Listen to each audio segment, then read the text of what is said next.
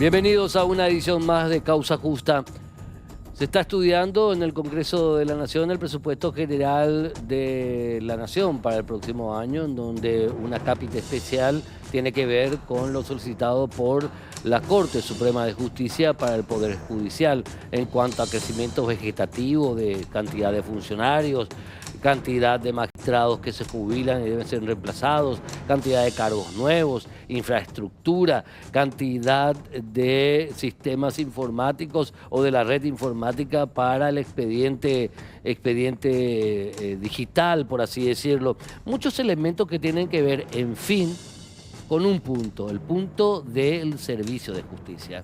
Hay que analizar bien puntualmente si todo lo solicitado por la Corte Suprema de Justicia para el Poder Judicial en materia presupuestaria obedece realmente a una necesidad de un mejor servicio de justicia o a otro tipo de cuestiones que justamente van en detrimento con el necesario mejoramiento de esto que se da como administración de la justicia. Recordemos que una justicia que llega pronto, por ende no es rápida y tampoco es barata, no es justicia. La justicia debe ser pronta, rápida y barata. La justicia debe estar al alcance de la mano. La justicia debe ser un servicio en procura de restaurar lo que fue modificado de manera ilegal o irregular en el relacionamiento social. La justicia, por sobre todo, es un servicio.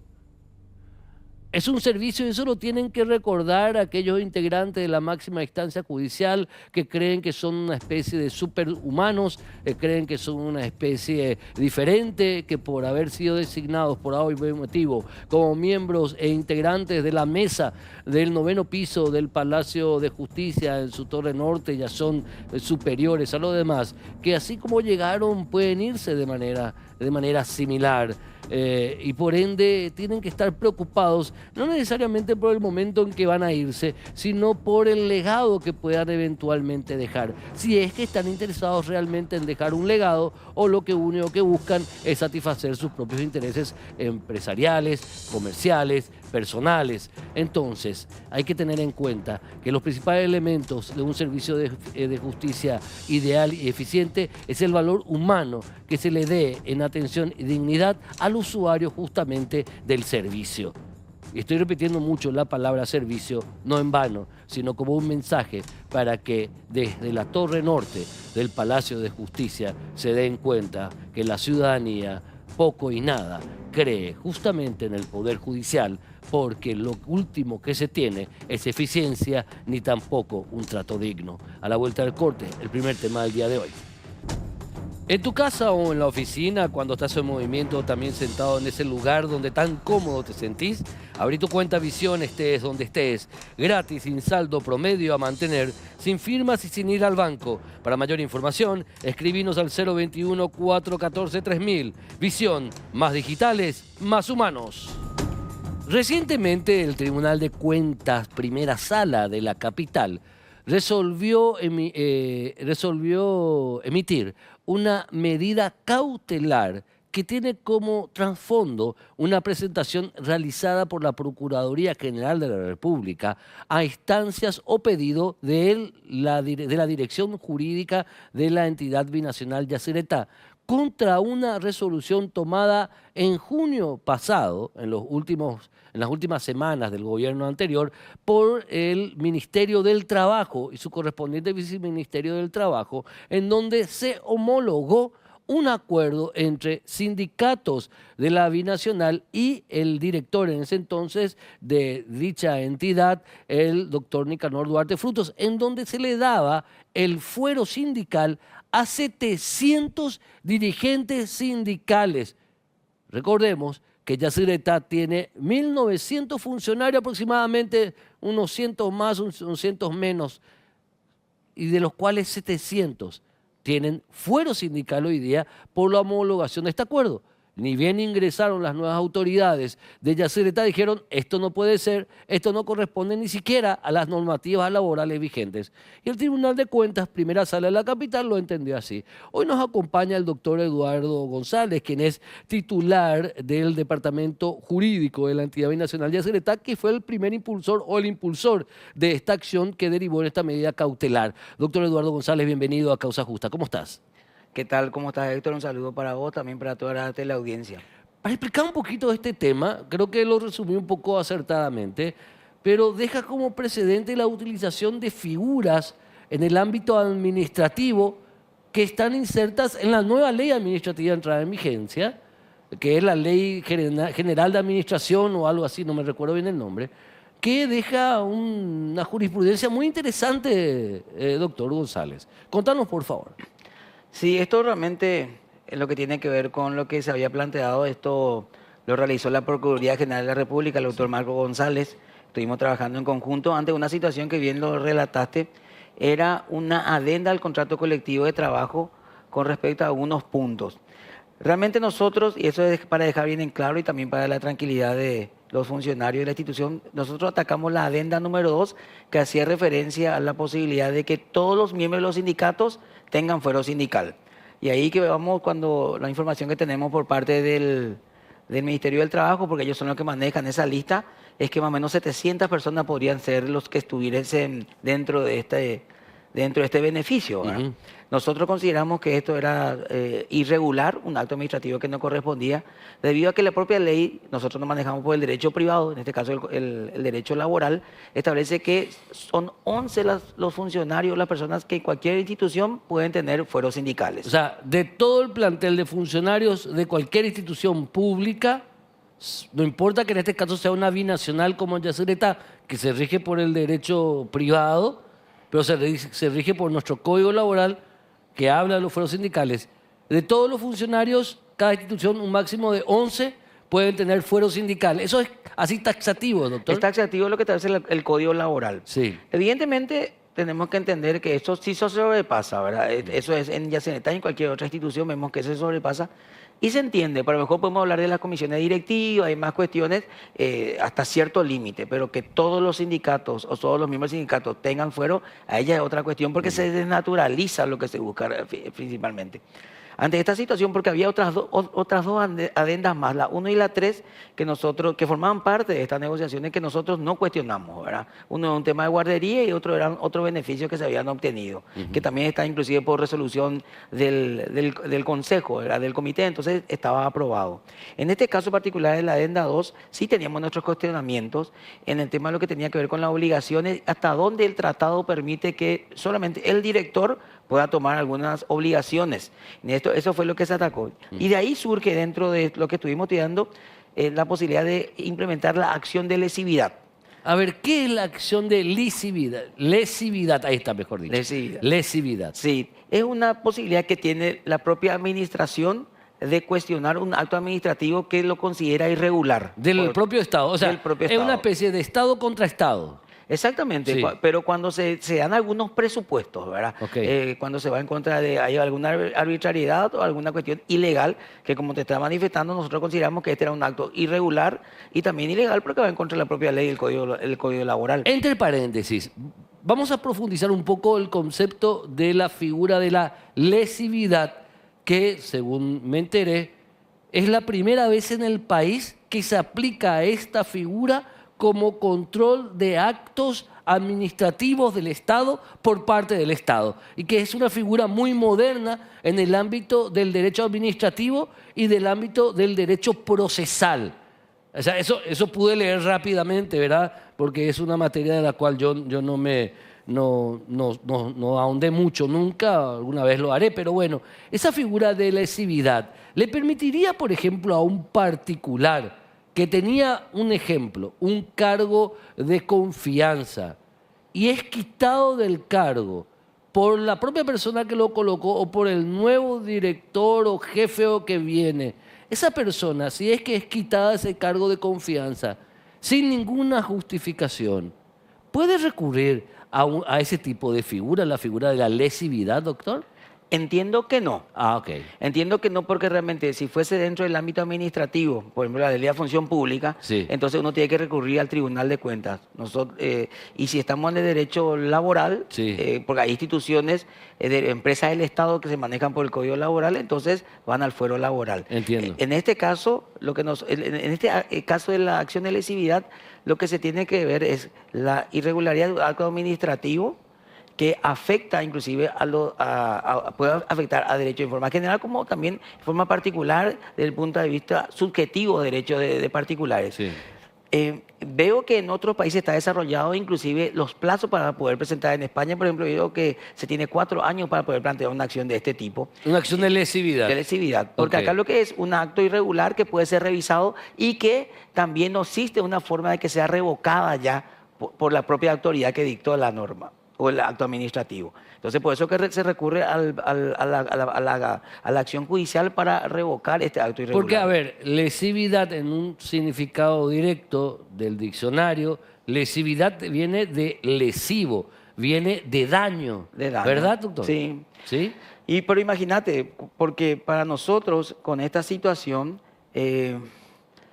afecta a la institución en sí en tomar algún tipo de medidas. Vamos a reconocer que, y lo que ocurría, en el sector en el cual yo me encontraba, o donde me encuentro actualmente, me fui a encontrar una superpoblación de funcionarios. Sí. Inclusive cuando yo hablaba con los coordinadores que están en la asesoría, después está el coordinador general, pues las asesorías por áreas, Claro. el cuestionamiento que yo tenía es que no había lugar ni para sentarse. Literalmente era eso. Literalmente. Entonces, uno tiene que tomar medidas. Aparte de tratar de reducir un poco los gastos, los costos, pues sabemos también que en las instituciones públicas también importa el factor político, ¿verdad? Y en campaña electoral a veces uno va sumando gente y todo eso.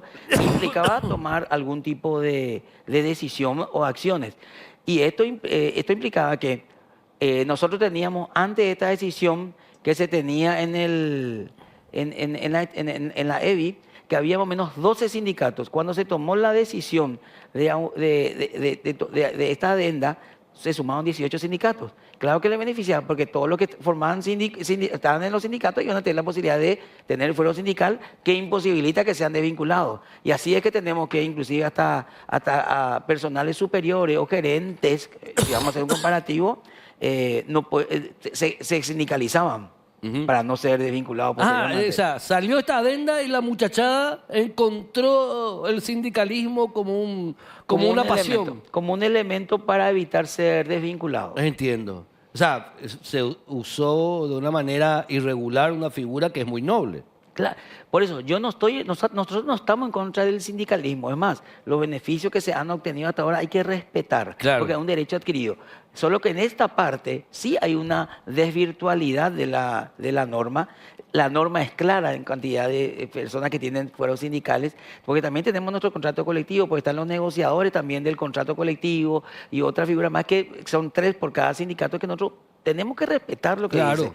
Pero cuando hay una arbitrariedad, porque acá inclusive entiendo que hay una arbitrariedad porque el director mismo asume una posición que le correspondía según el tratado dentro de las facultades que tienen que ser el directorio, o del comité mejor, donde están los 2 directores, él asumió personalmente la obligación. Y sobre eso se hace la presentación ante el Ministerio del Trabajo, homologa el acuerdo y lo que se recurre es justamente ese acto administrativo de homologación del acuerdo de la adenda al contrato colectivo. Justamente eso, el acto administrativo es lo que ustedes consideran que fue lesivo, dañino contra los intereses de la institución. Porque es raro que el Estado se demande a sí mismo, porque en este caso la Procuraduría General del Estado, en representación del Estado, demanda al Ministerio del Trabajo, que es del Estado paraguayo. O sea, es raro y hasta creo que es la primera de las acciones jurídicas ante el Tribunal de Cuentas o ante los tribunales del país del Estado contra el Estado.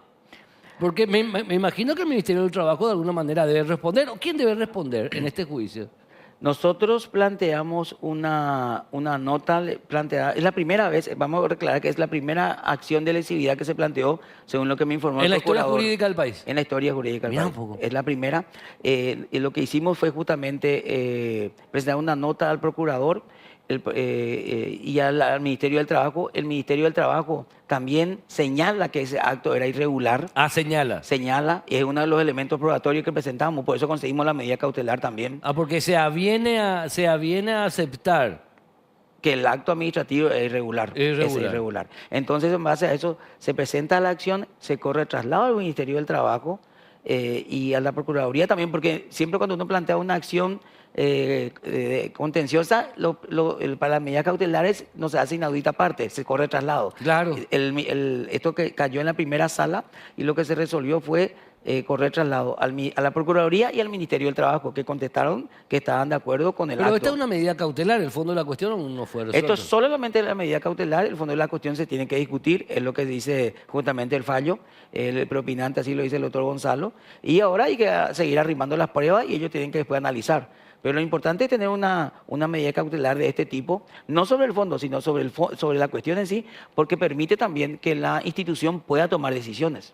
Claro, y no ahora bien, esta figura de la lesividad bien podría usarse a partir de ahora como una especie de fórmula, este es el punto de vista negativo, de fórmula para anular decisiones administrativas de gobiernos anteriores. ¿Se puede tener esa posibilidad? Podría ser porque este es pero cuando se den las condiciones, sea un Tiene que hacer acto, o sea, un acto la figura ilegal. de lesividad no merece, no es muy amplia, es muy estricta. Tiene que ser estricta. Sí. O sea, no podemos tampoco, porque sabemos que en derecho administrativo todo lo que no está permitido está prohibido. Exactamente. ¿Verdad? Entonces también tenemos que manejarlo un poco dentro de ese principio. Ahora, cuando hay un acto administrativo que causa un perjuicio, que es un acto irregular, que ya no puede ser revocado por la propia autoridad, entonces ahí te da la posibilidad de esta acción para llegar a los estrados judiciales para buscar el propio Estado, la administración, revocar un acto administrativo. Ok, pero no es que se va a poder usar así normalmente o fácilmente. No, no corresponde. Tiene que darse esas condiciones sine qua non para que pueda aplicarse la figura de lesividad. Desde mi punto de vista, sí.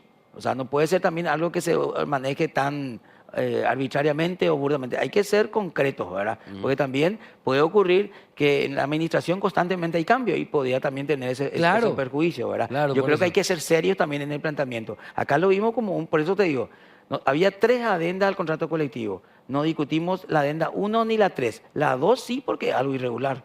Porque le otorgan fuero sindical a personas que realmente... Ya no correspondía según lo que dice el propio Código Laboral.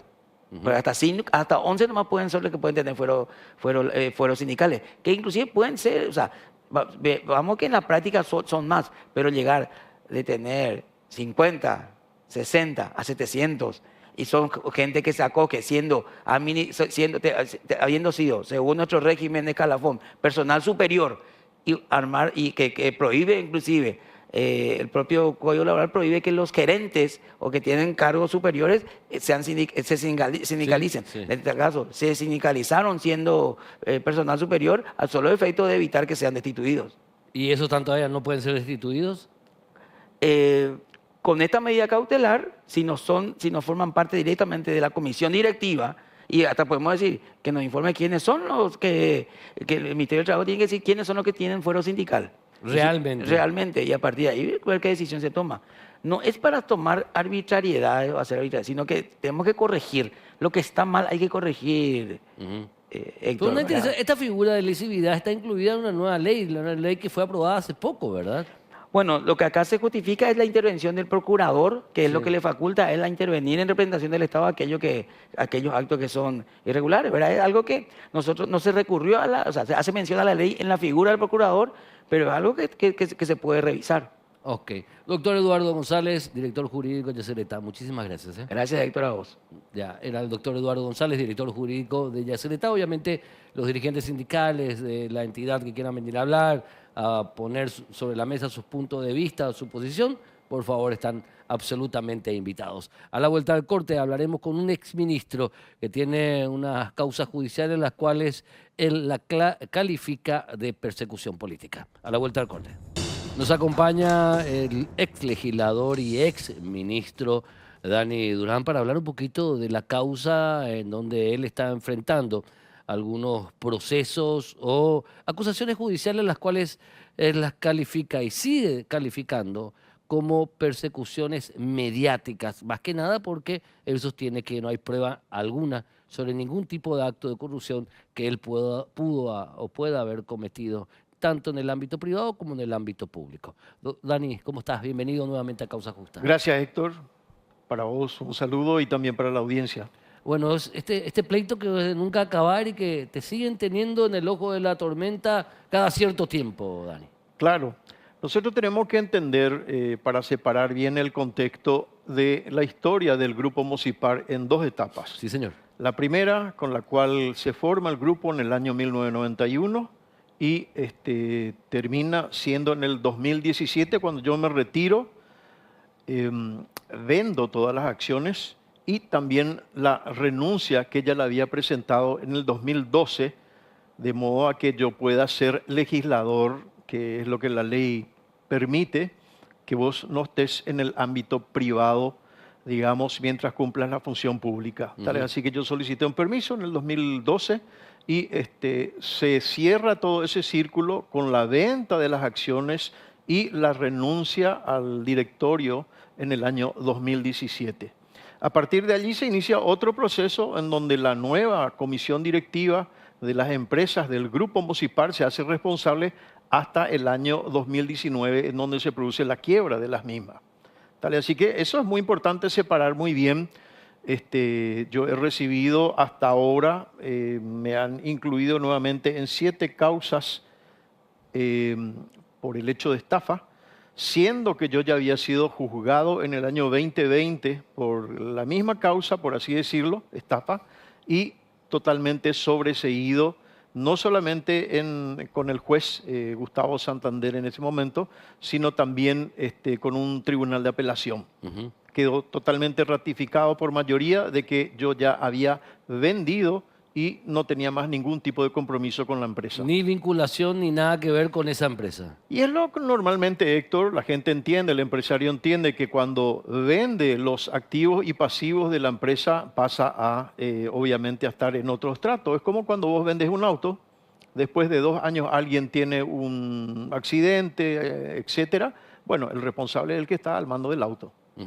Salvo que haya documentos que te vinculen todavía con ese auto, si no hiciste la transferencia, si no entregaste el título, si el título está a tu nombre. Ahora bien, hablando con ese ejemplo, si tenemos en cuenta que Mocipar, le ponemos a Mocipar como un auto, el auto vos lo vendiste en el 2017 y por más accidentes que haya causado, según lo que denuncian los afectados por las decisiones de Mocipar, vos absoluta responsabilidad no tenés en esta historia. Por supuesto. Hay que resaltar también, yo acá tengo en las causas que una está a cargo de la fiscal Irma Llano Alba del Valle, otro está a cargo de Fátima Capurro, hay 2 causas que están causas con José Martín Morínigo y Isidro Corbarán, otras 2, y termina con Patricia Sánchez.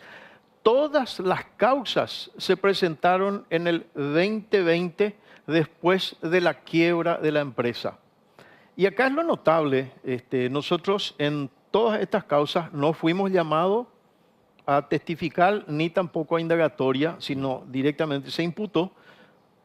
Cuando tenemos la oportunidad de irnos ya a hablar con estas fiscalas, le llevamos, y voy a tomar un ejemplo normal porque son todos casi iguales, en donde la sindicatura de quiebras, que es la que tiene el historial de cada uno, dice que estos señores han dejado de pagar sus cuotas de un contrato firmado. Ahora, ¿y por qué alegan tanto? Porque esa otra parte de la historia no se cuenta mucho. O sea, se les pone a estas personas que con justa razón o no reclaman y denuncian como víctimas. Sin embargo, muchas de estas personas realmente no han pagado sus cuotas. O sea, no han cumplido con el contrato de pago, pero aseguran de que no sabían dónde pagar, indican de que la empresa se cerró, que ellos no tenían el lugar físico donde ir a pagar las cuotas. Eso sostienen ellos cuando se les dice, bro, ¿vos pagaste o no tu cuota? No es que no entienden. Justamente no se presentan donde deberían de ser, es en el juzgado que atiende la quiebra, porque como están en falta, qué va a decir el juzgado, pero usted tiene un contrato, antes que nada es en el ámbito civil, Sí. no en el penal. No. Usted tiene un contrato en donde afirma que va a pagar 60 meses una cuota de 150.000 guaraníes, como está acá, como estoy mostrando. Sin embargo, usted nada más que pagó 13 cuotas. Entonces, acá lo que no se entiende es lo siguiente. A Mucha ver. gente creyó o le dijeron o sospechó O quisieron que creer. que pagando 60 cuotas de 150.000 guaraníes, o sea, 9 millones de guaraníes, vas a retirar un auto. No, esa es la entrega inicial. Vos después tenés que ver cómo vas a saldar el resto de las cuotas. Y tal es así que tenemos... Pero eso se explicaba, Dani, se explicaba en el contrato, se explicaba en la publicidad. Mira, lo notable es, Héctor, yo estuve 26 años en la televisión, Sí. 26 años todos los domingos explicando cómo era el sistema de Mosipar. Usted con Mosipar gana por sorteo, por así decirlo, y hay más de 8.000 testigos que han recibido sus autos, casas, departamentos. Acá cerca en Lambaré hay 4 torres de 16 departamentos cada una y hay 10 dúplex en donde la gente vino a vivir allí, acá cerca, acá ¿Están todos en habitados? Bachió. Sí, sí, todo habitado. Que era del programa. Y hay un departamento también, un edificio completo acá en Asunción, en el barrio de San Vicente. Autos. En la calle habían más de 5.000 autos con la chapita de Mosipar ya desde antes. Representamos las marcas Chevrolet, la marca Suzuki, o sea, por eso te vuelvo a recalcar, da la llamativa cuestión de que durante 26 años, hasta el 2017, que yo no estuve, en el grupo Mosipar, anunciando a través de la televisión cómo eran las ventajas, nunca hubo ningún tipo de problema, salvo cuando, inclusive ni siendo legislador, nunca tuve problema Nunca. del 2013 al 2018. A los 3 meses de ser ministro, a los 3 meses en el mes de octubre, prácticamente 2 meses, agosto, septiembre, octubre, de ser ministro, saltan una cantidad de denuncias de gente apoyada por, digamos, la prensa, de decir, bueno, es un ministro, etcétera, pero realmente nunca contaron que estas personas dejaron de pagar y es lo que la sindicatura hoy día con papeles lo puede demostrar.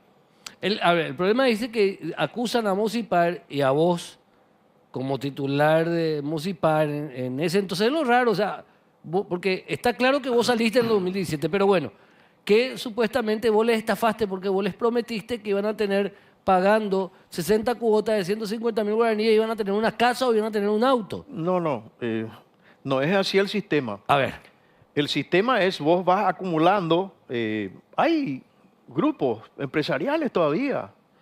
A mí no, yo no me imagino, tengo una cuñada que está asociada a un grupo Fortaleza claro.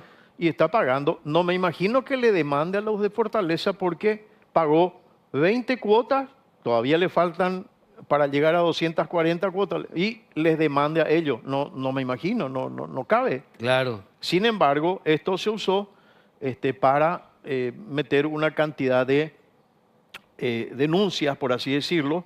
Por eso agradezco también a los fiscales que nos han llamado a indagatoria. Entonces nosotros llevamos los papeles y se van desechando las causas porque es lo que corresponde. Hoy día tenemos, vamos a decir, muchos problemas en nuestro país y estar tratando en el Poder Judicial causas que deberían de haberse sido tratadas. Si es que había alguna falla en el contrato, obviamente en el ámbito civil, eso de criminalizar contrato, eso es Eso es lo que complicado. me preocupa. Eso es Porque complicado. es una práctica de llevar irregularmente de lo civil a lo penal causas que no están ni terminadas en lo civil y, Claro. y civil y comercial. Y eso preocupa a Dani. No, totalmente. Ahora, yo quiero ver también cómo hay gente que realmente ha acumulado sus fondos. Te voy a dar otro ejemplo rapidito. Vos cuando vas a comprar un auto, te piden una seña, Sí, 15, 20%. Un auto, ponerle de $10.000, te piden $1.500. por ejemplo. Ok, eso es lo que esta persona a través de 150.000 ha ido juntando. 60 cuotas, 150.000 son 9 millones de guaraníes, aproximadamente Sí. $1.500. Pero tenés que pagar el saldo. ¿Y cómo No se es que yo te puedo y entregar vos el le, auto. y vos le explicabas cómo se debía entregar Pero el por saldo? supuesto, vuelvo a recalcar, ¿Cómo se durante entregaba el 26 saldo? años, no. Acá hay mucha gente que, inclusive gente que ha dejado de pagar 2014, 2015, 2017, Entiendo. 2018, que de repente dicen, la empresa se cerró, ahora yo me voy a ir a pedir mi devolución del dinero. Yo creo que donde ya tiene que ir exactamente como lo han hecho muchísima gente, hacer lo que se pide, verificación de créditos. Famoso, verificación de crédito, Claro, sí.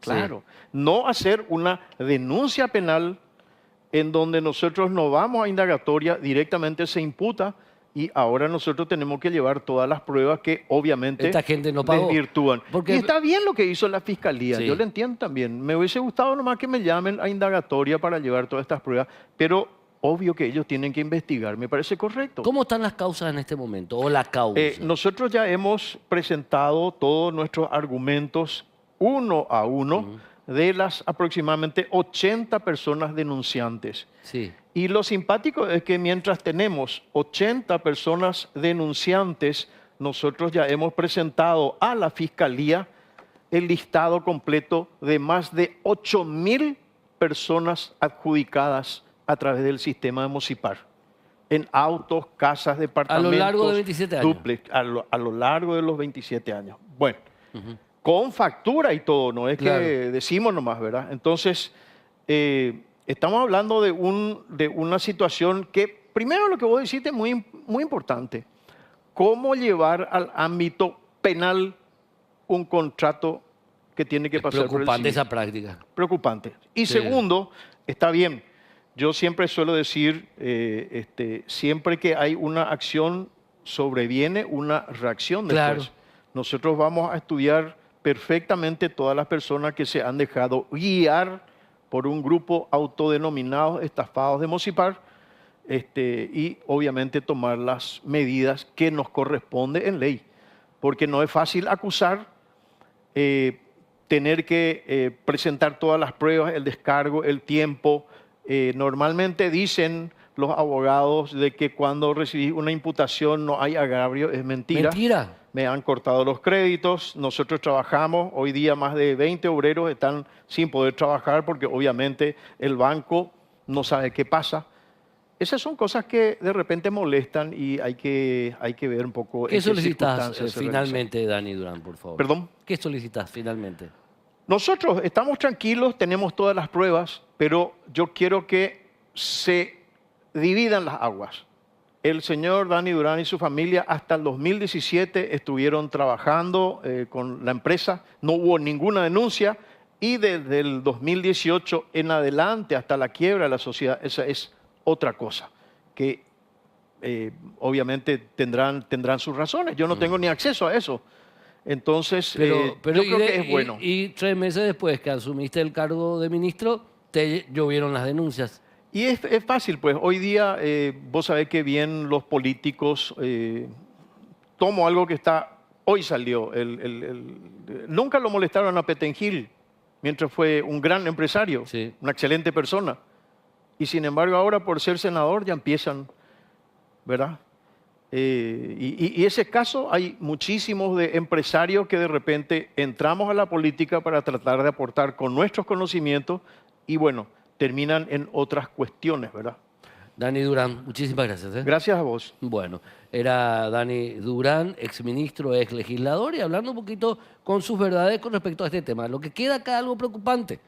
Estamos hablando de una práctica ya común en donde el Ministerio Público no separa las aguas o no se da cuenta cuando vienen expedientes que son del ámbito civil para ser penalizados con apoyo de la Fiscalía. Más allá del caso en particular que afecta al señor Dani Durán, esa práctica de por sí es una práctica perniciosa que debería ser intervenida y anulada porque es gravísima y desvirtúa absolutamente el equilibrio que tiene que ver en la administración de justicia. O sea, una postura personal mía, más allá del caso en particular de Dani Durán como exdiputado, como ex legislador y como empresario. Que quede claro. A mí realmente esa práctica me preocupa mucho. No puede del ámbito civil y comercial saltar un expediente al ámbito penal sin qué ni para qué. Sí, el para qué es para presionar, que se resuelva lo civil amenazándote con las consecuencias penales de una causa en ese ámbito. Y eso es gravísimo. Las personas que fueron mencionadas en esta parte del programa están invitadas a su correspondiente descargo. Creo que eran esta gente de la Asociación de Estafados de Mocipar o algo así. Nos vamos a encargar de seguir este caso porque realmente a mí me preocupa la cuestión de que desde lo civil y comercial se pasa a lo penal para presionar no está bien. Absolutamente no está bien. Y en este último bloque de Causa Justa, la edición de hoy, vamos a hablar con el distinguido doctor César Bernal, quien es secretario de la Asociación de Abogados Laboralistas del Paraguay, porque este gremio, muy digno por cierto, vez pasada, ya creo que hace una semana y media atrás aproximadamente, realizaron una protesta en el Palacio de Justicia de Sajonia reclamando y denunciando la morosidad judicial en lo que hace justamente a este fuero en particular, pero obviamente esta morosidad judicial que afecta a todos los fueros y a todos los servicios de la Administración de Justicia penosamente a pesar de los esfuerzos. Doctor César Bernal, ¿cómo estás? Bienvenido. Bueno, muchas gracias, Héctor, por la invitación, muy amable de tu parte. Muy a gusto me siento como en casa básicamente, así que estoy a lo que pueda ser útil. ¿Qué pasa en el fuero laboral? Bueno, el fuero laboral, como sabrán, es uno de los fueros más sensibles dentro de lo que corresponde a la Administración de Justicia. Entre el fuero de la niñez y la adolescencia, después ya viene el fuero del derecho laboral por su tutela de los hiposuficientes, el derecho de los hiposuficientes. Entonces, es un derecho que hoy día se encuentra muy vapuleado, muy dejado de lado, tal como bien lo había señalado. Hay una desidia muy grande, muy imperante en cuanto al fuero laboral. ¿Por qué? Porque la desidia se traduce en una mora excesiva, una mora exasperante tanto para los colegas, los profesionales liberales ejerciendo la profesión, tanto así para como el trabajador, el demandante o el demandado, y en ese sentido también esto se expande para la comunidad de manera genérica, ¿verdad? Ustedes sabrán que los trabajadores que acuden al Poder Judicial, lo único que pretenden es el reconocimiento de derechos consagrados y tutelados por la Constitución y por el derecho del trabajo, por la normativa positiva vigente, respecto a las indemnizaciones que les corresponden a los mismos por haber sido despedidos o haber ocurrido un distracto, ya sea justificado o injustificado, y el no pago de esos haberes en tiempo y forma, es decir, Claro. al momento de haber ocurrido el distracto. ¿Y qué es lo que ocurre? Para el dictamiento de sentencias, providencias, resoluciones, autointerlocutorios y demás, la demora en el dictamiento de esas resoluciones es superlativa, es demasiado grande para lo que señala la normativa vigente y para lo que la sociedad espera. El artículo 256 de la Constitución Nacional nos señala que el derecho del trabajo es un derecho garantizado por sus características de celeridad, economía, cosa que no se observa en la realidad, no es tangible, y a su vez el Código de Procedimiento hace lo propio en el artículo 76, señalando que los plazos son perentorios e improrrogables. Pero la realidad es que el único que tiene un plazo perentorio e improrrogable es el abogado, es el defensor, es el representante convencional o el patrocinante. ¿Por qué señalamos esto? Porque los juzgados, los tribunales y la misma corte, al momento de no dictar o no expedirse en tiempo, no hay ninguna sanción. O sea, el código dice que deben dictar sentencia en 8 días. Casi nadie cumple eso, ¿verdad? Ahí entramos en una sinergia de excusas, de falta de personal, falta de recursos humanos. Las excusas de la siempre. excusa de siempre, ¿verdad? La muletilla de siempre. Excusas en algunos casos. Claro, realidad Causas en otras. valederas en otros casos. Hay que ser Efectivamente. también un poco justos. Claro, claro, o sea, no hay que generalizar indiscriminadamente, ¿verdad? Pero así como señalaste, la mora es algo que no discrimina, o sea, esto no es particularmente ni único del fuero laboral, sino que los demás fueros también tienen lo propio, pero nosotros tenemos que cuidar cuanto menos la casa y tratar de organizarnos. Y llegamos a este punto, ¿por qué? Porque ya hicimos la famosa votar en la instancia previa, como normalmente nosotros decimos, ¿verdad? Presentamos notas, pedimos reuniones con los ministros, con los magistrados, con los juzgados, los jueces, las juezas. Y sí, la apertura que tuvimos es significativa, es manifiesta, ¿verdad? O sea, una empatía, al menos de papel de cartón, fantástica, ¿verdad? El recibimiento, el diálogo, el intercambio de ideas, de palabras, etcétera, genial. Pero eso no se tradujo en una mejora ni en una tangibilidad en cuanto a la consecución de resultados, dictamientos de sentencia, providencia, etcétera.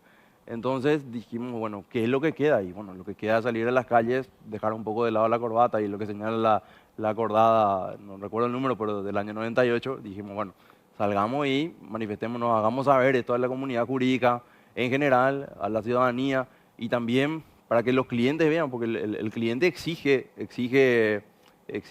Celeridad. exige resultados, ¿verdad? Y nosotros como los técnicos también somos actores de resultados. No hay resultados, bueno, se revoca el poder, se va con otro abogado, Claro. mi abogado ya se vendió, demasiado tiempo ya transcurrió, etcétera. Entonces, muchos trabajadores, muchos clientes, muchos representados también acudieron a la marcha y percibieron ellos per se que no es una cuestión de que nosotros cajoneamos las cuestiones o no damos la debida importancia al mandato conferido, sino que hay realmente una brecha muy grande, así como señalaste previamente, anteriormente, que los ministros de corte, la corte en general, no en particular, sino que algunos en general, hay una brecha demasiado holgada, demasiado grande entre lo que es la realidad, el día a día en los tribunales y la creencia o la idea que esa gente tiene de lo que es la justicia, ¿verdad? O sea, no se condice las ideas de los integrantes de la Corte misma, para con el día a día del Poder Judicial. ¿Qué se le pide a los ministros de la Corte? Lo que se le pide es que oigan los reclamos que llegamos a hacer en su momento, las reuniones que mantuvimos, que eso no sea una nota más en el portal del Poder Judicial, que no sea una nota más en los distintos periódicos, redes sociales y demás, sino que lo que le solicitamos, las propuestas que le habíamos llevado en cuanto a soluciones, en cuanto a receptividad, en cuanto a soluciones, sean oídas y sean llevadas a la práctica, ¿verdad? Nosotros estamos muy contentos, celebramos la implementación del expediente electrónico, porque eso da una bocanada fresca de aire en cuanto a la resolución o el dictamiento de procesos y transparenta el procedimiento general, pero lo que solicitamos es que hagan énfasis en su poder administrativo, como de superintendencia, que vigilen y que las auditorías tengan resultados, que sean auditorías palpables, porque muchas veces las auditorías se hacen y el resultado es inentendible, es un conglomerado, una unión, una hilación indeterminada, indefinida de vocablos, de palabras que no significa básicamente nada otra vez, ¿verdad? Es una cantinfleada muchas veces y no es algo tangible, algo palpable. Lo que se le pide es que la Corte accione, que vea la morosidad de los juzgados y las acciones o no de los juzgados de la Corte y de los tribunales de apelación a nivel país. Que se pongan a trabajar. Que se pongan a trabajar, básicamente, que se pongan a trabajar. Porque realmente en el fuero laboral, así como el fuero de la niñez, es eminentemente tutelar. Efectivamente. Es eminentemente tutelar. Sí, es derecho alimentario. Claro, es tutelar absoluto. Y no puede ser que un trabajador que denuncia una situación irregular o un empleador, A su vez lo propio, sí. porque tampoco vamos a No. ponernos que todos los trabajadores son todos buenos y los empleadores son todos malos. Muchas veces al revés. El empleador es el justo, Claro. el empleador es el cumplidor y el trabajador es el que jodió o que Cien- jode. O sea, 100%. tampoco la pavada, No, pero hay claro, que ser claro. hay que ser Así claro. como las partes, el trabajador y el empleador, requiere que sus pleitos judiciales sean resueltos en tiempo y en forma. La morosidad ya no puede aceptarse bajo ningún concepto y ningún fuero, doctor. Tal cual es así, no es una cuestión eminentemente del trabajador, porque así como bien señalaste, el empleador también válidamente puede estar precisando de una resolución para levantar un embargo, para obtener una sentencia definitiva que pone fin al proceso, que ya cumplió con la sentencia, ya cumplió hubo un acuerdo extrajudicial, un acuerdo judicial, y no puede poner fin, no puede dar término a esa demanda, a ese litigio, porque no hay un dictamento de sentencia. Así que, Doctor César Bernal, muchísimas gracias. a ustedes muchas gracias por el tiempo y la participación. Con nosotros el doctor César Bernal, secretario de la Asociación de Abogados Laboralistas, y un justo reclamo de este gremio muy trabajador, muy luchador, por cierto. Nos vemos en la próxima edición de Causa Justa. Chao.